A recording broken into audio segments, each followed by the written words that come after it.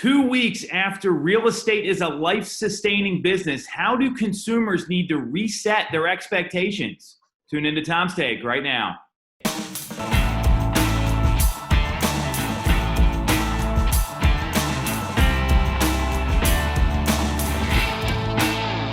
You're definitely going to want to watch this one. We have my friend, amazing team member, John Michael Oleksa on with us here, and he dropped some hot knowledge yesterday on our team coaching call after we were discussing what's going on in the market 2 weeks after being essential and how consumers may need to reset their expectations in this new market since we've really never gone through a pandemic like this before, at least the past two decades I've been selling real estate. And here's the stat everyone needs to know, and then JM's going to let us know what that means for buyers. So right now, inventory in our marketplace, Chester County, Delaware County, Montgomery County, Philadelphia, is ranging from a 1.5 month to a 2.5 month supply. And that's fluctuating daily, and we are seeing new listings come on the market. It's been more of a dial. It hasn't been just a switch of this flood of inventory. And low inventory means there's high competition for buyers. A normal market's considered a 6-month supply, to give you a point of reference. So, John Michael, Yes. What do buyers need to be doing right now to reset their expectations if they want to get a house? Yes. So we recently saw this with not just our buyers, but our sellers as well. It wasn't an expectation coming out of COVID, but it was maybe a thought or a possibility that things could be a little slower. But we haven't seen that at all. And the conversation was, how do we set the expectations for our clients to win them the home? Because on the buy side, that's our job, is to get them a property, and especially in a multiple offer situation, sometimes it's a little tough.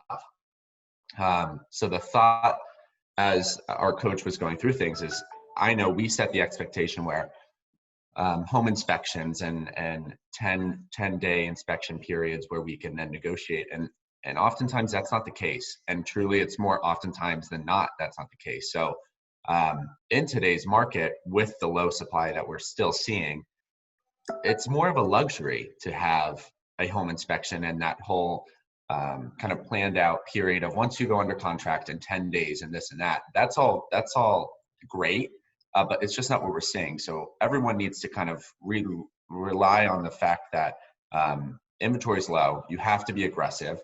Waiving inspections is more of the norm than keeping them. You have to go in with a really aggressive offer and just adhere to what the seller wants, because it's not just 1 or 2 offers that you're going up against. Sometimes it's 5 to 10.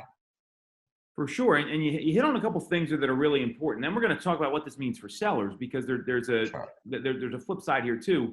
One is that our job is to get the person the home, or at least tell them what to do to get it. They may not want to do it. That's okay. That's not what we're saying here. If you want to get the home, you might need to be ready to waive inspections, is what I'm hearing. And you brought up a really good point. The offers that win, those are the ones that are waiving those tests. Price doesn't always mean the most. There's price and there's terms. And for a seller today, we've seen this happen time and time again. There's a number of case studies about this. They will sacrifice on price to not have to go through a home inspection, where the buyer uses it as a renegotiation tool. So now we talked about a couple things here buyers may need to think about doing if they're still concerned about the condition of their home. So do you want to go through a couple of those strategies that we talked about as well, so they could waive inspections and also feel confident in the property they're buying if they're a little uncertain? Right. I think it's not necessarily the easiest, but maybe the smartest, just so you get all of your information, is to bring in an inspector when you go through the property. Maybe you don't have to do that on your first time, but you have to move quickly.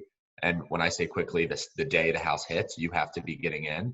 So if you're really interested in the property, call a home inspector and have them come in right then with you, so that you have all of your information before you put in the offer and feel confident with that.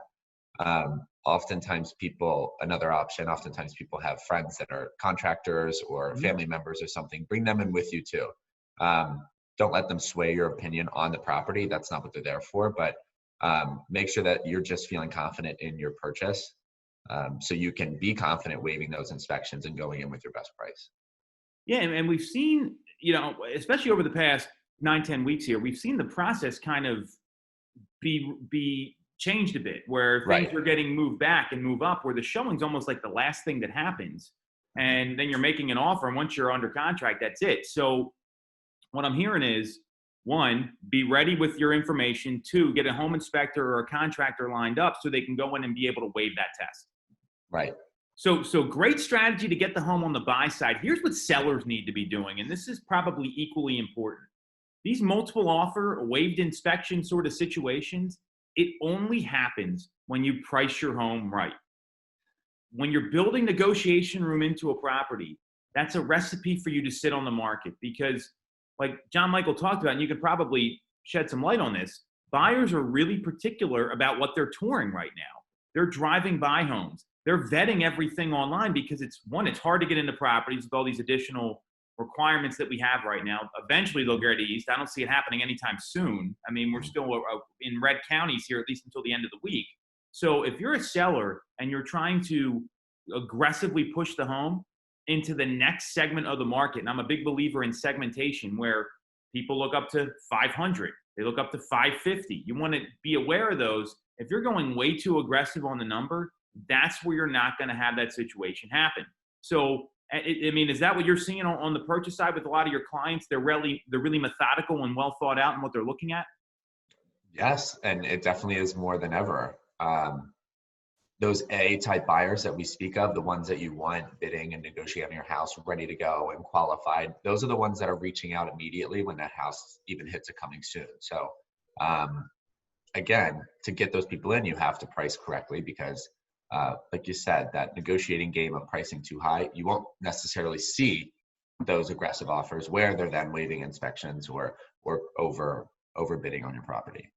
For sure. So buyers, get everything ready to go, have an inspector on speed dial, have a contractor with you, and sellers, don't mess around with the number. Look where the comps are coming in and be ready to bring a fair price to the market, not that aggressive moonshot price. And I think that really sums it up. And that's how people need to reset their expectations in this new world that we're in, meaning 1.5 to 2.5 months supply of inventory. Yeah. Thanks for watching, everybody. You got any questions, you know where to reach us. We'll be back next week.